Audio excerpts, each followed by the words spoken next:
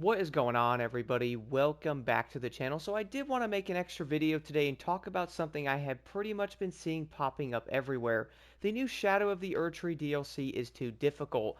Now, while we all do know right now that, yeah, this is actually going to be fairly difficult, that is going to be for a couple of reasons here. So obviously, number one, this is going to be a DLC based in the game being farther into the game itself. So you obviously have to kill Moog and Radon to get into it.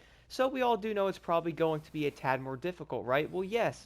And I feel like that's going to be for a good reason, man. Now, hear me out for a second. I really do feel like a majority of the fan base is probably going to agree with me here that yes, the DLC is obviously difficult, but they're also going to add a completely new design into the game to where you can obviously get attack power similar to Sekiro. You head around the map and grab these Shadow Tree fragments, and that is going to help you do more damage and also take less damage against bosses. Does it make a difference?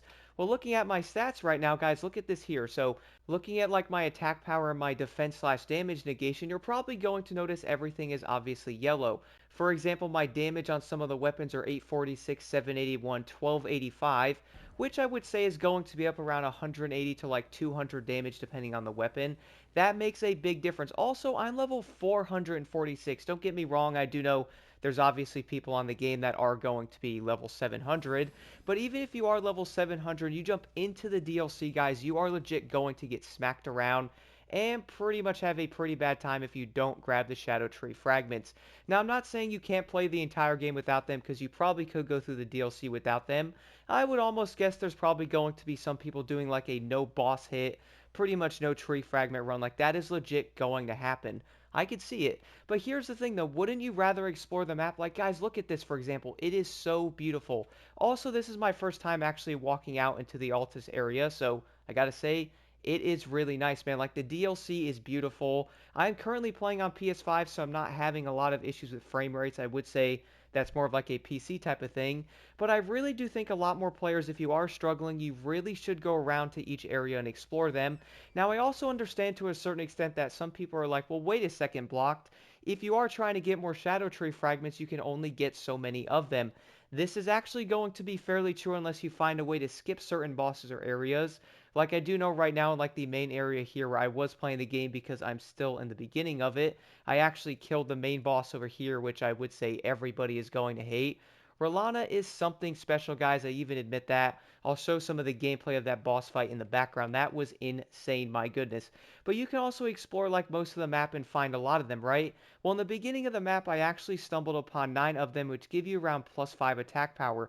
Does it make a difference? Honestly, it really does. Some of the enemies in the beginning of the game, I was noticing that I could not even kill some of them. So I was like, wait a second, let me go around some of the beginning of the map and grab some of the new Shadow Tree fragments. That should help, right? It definitely did. For me doing barely any damage to those bosses, basically hitting them with an airsoft gun, I was actually going back and doing more damage to them.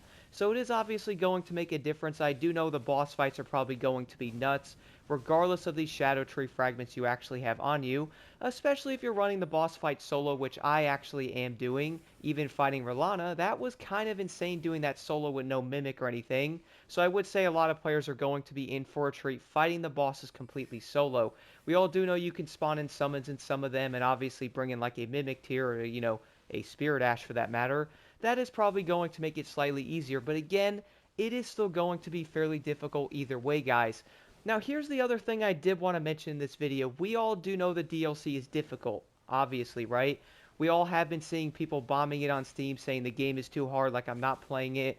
I can't fight that gigantic fire dude in the beginning, which, funny thing is, you're not supposed to. That is similar to the Tree Sentinel, which, funnily enough, I did actually kill that dude the first night of Elden Ring coming out as a level 11. Was it fun?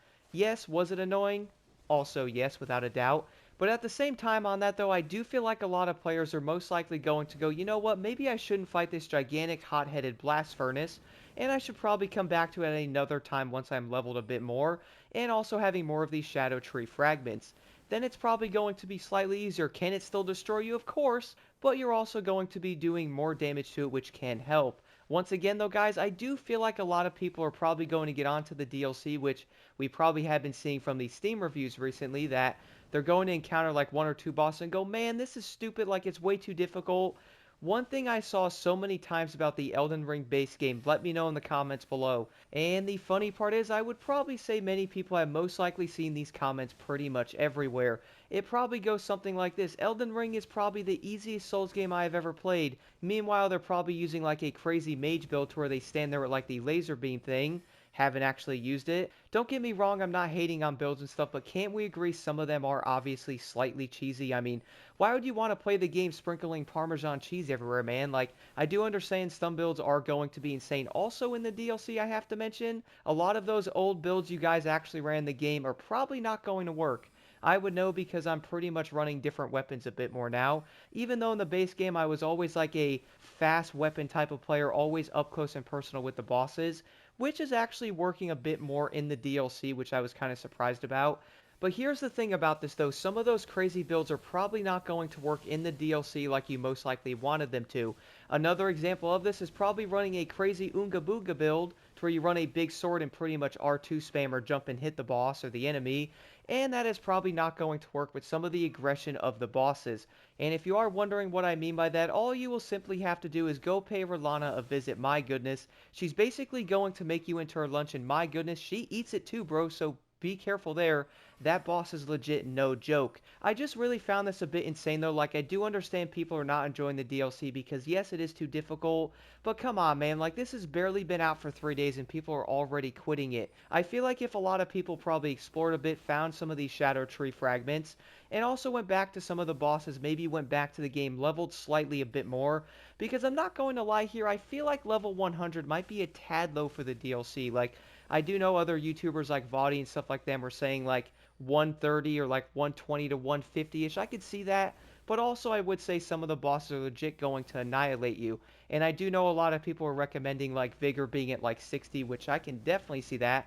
But here's the thing though, we all do know the DLC has been out, what, barely 3 days now, so a lot of players are probably not that far into it.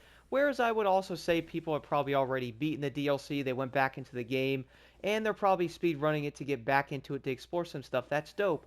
But if you actually have to take the DLC slow, man, there is nothing wrong with that. This is not a race or something. You don't have to beat the entire thing in like 2 hours. There is no point. Funny thing is, I have still not even beaten the lion boss, guys. Not even kidding. For some odd reason, I find it incredibly fun to basically explore around the entire map, check out different stuff, and who knows, you might legit stumble upon like NPC invaders, different items, different weapons, and I just feel like that is so dang fun. I love that part of Elden Ring, or I guess you could say in games in general, and the DLC is going to be such a great experience with that. Now, I would like to know what you guys think about this entire thing in the comments below. I'm going to say this right off the bat, I am having a great time in the DLC, and I really do hope a lot more players give it a shot, or at least if they did give up on it, or they quit for now, I hope they come back and actually play it. Because I do know it is obviously difficult, like, don't get me wrong, the bosses are insane. At least I'm trying not to, like, watch them or something on YouTube, that way I don't ruin the fights for myself. But Rolana was insane, guys. That boss fight was crazy, man. And don't get me wrong here, we can agree that some of the boss's movesets are a bit insane with their combos and stuff. Who knows, maybe they might end up nerfing them in the future. The reason why I say that is we did end up getting a nerf on Radahn in the early part of Elden Ring because apparently he was way too difficult. So I wouldn't put it past them if they actually nerf some of the boss's health or something in the DLC. Hopefully they don't, but I can definitely see something like that happening. Once again, guys, let me know your thoughts on this of why you think so many people are not liking the DLC, or on top of that, most likely quitting it around 3 days into it.